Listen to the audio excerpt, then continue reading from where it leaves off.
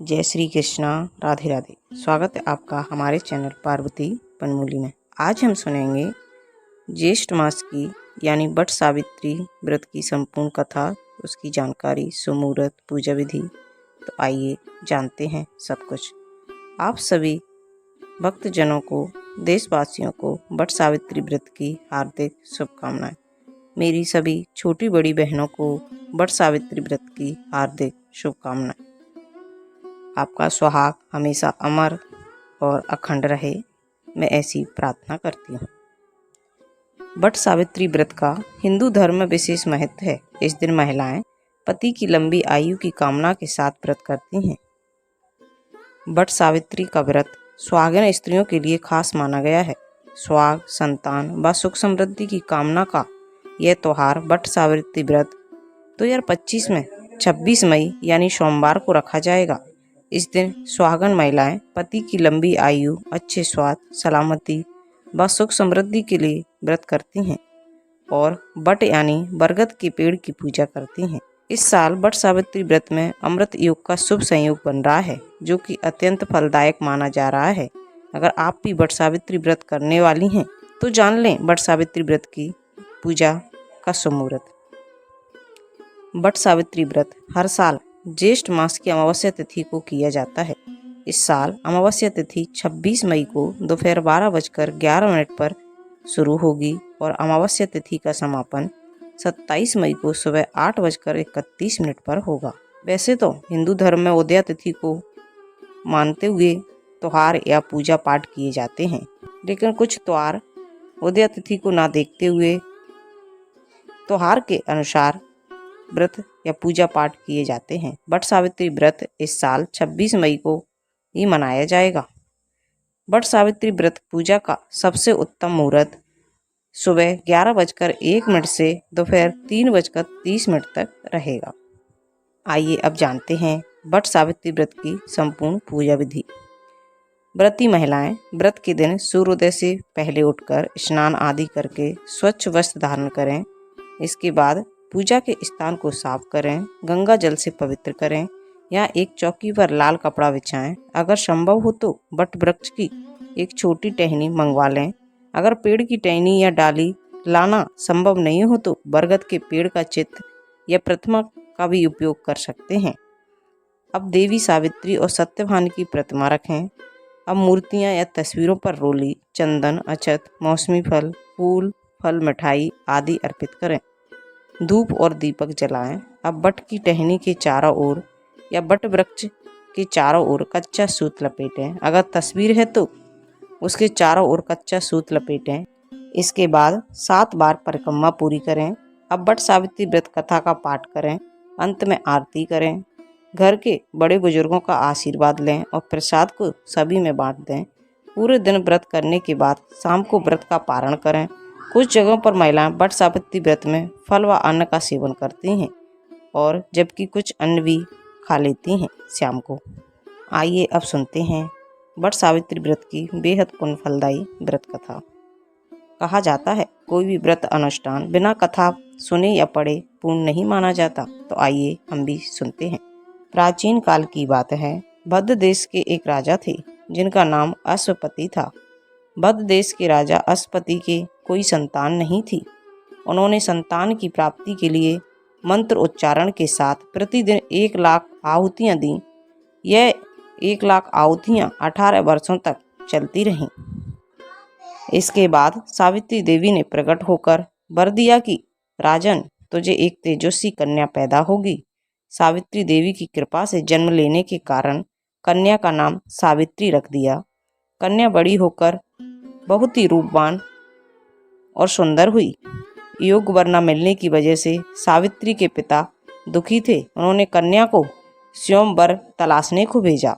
सावित्री तपोवन में भटकने लगी। वहां साल्व देश के राजा धूमसेन रहते थे।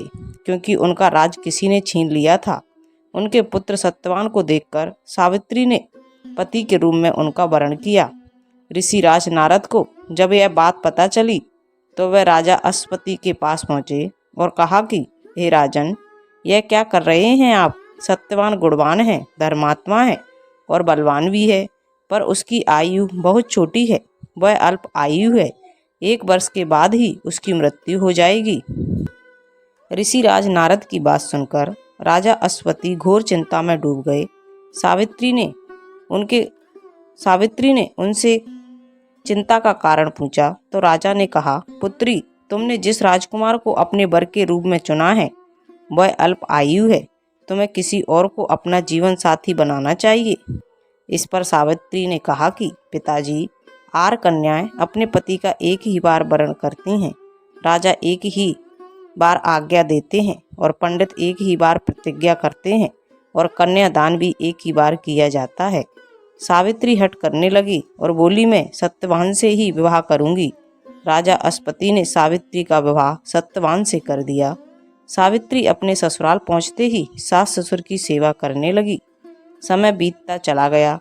नारद मुनि ने सावित्री को पहले से ही सत्यवान की मृत्यु के दिन के बारे में बता दिया था। वह दिन जैसे जैसे पास आने लगा, सावित्री अधीर रहने लगी, चिंता में डूबी रहती। उन्होंने 3 दिन पहले से ही उपवास शुरू कर दिया।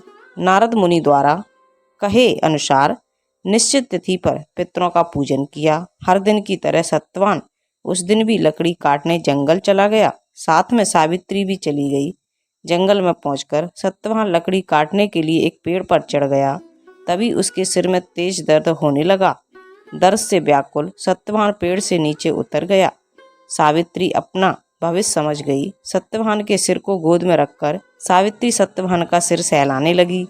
तभी वहां यमराज आते दिखे। यमराज अपने साथ सत्यवान को ले जाने लगे। सावित्री भी उनके पीछे पीछे चल पड़ी। यमराज ने सावित्री को समझाने की बहुत कोशिश की कि यही विधि का विधान है, लेकिन सावित्री नहीं मानी। सावित्री की निष्ठा और पति परायणता को देखकर यमराज ने सावित्री से कहा कि हे देवी, तुम धन्य हो, तुम मुझसे कोई भी वरदान मांग लो। सावित्री ने कहा कि मेरे सास ससुर वनवासी और अंधे हैं, उन्हें आप दिव्य ज्योति प्रदान करें। यमराज ने कहा, ऐसा ही होगा, जाओ अब लौट जाओ। लेकिन सावित्री अपने पति सत्यवान के पीछे पीछे चलती रही। यमराज ने कहा, देवी तुम वापस जाओ। सावित्री ने कहा, भगवान, मुझे अपने पति देव के पीछे पीछे चलने में कोई परेशानी नहीं है। पति के पीछे चलना मेरा कर्तव्य है। यह सुनकर उन्होंने फिर से उसे एक और वर मांगने के लिए कहा।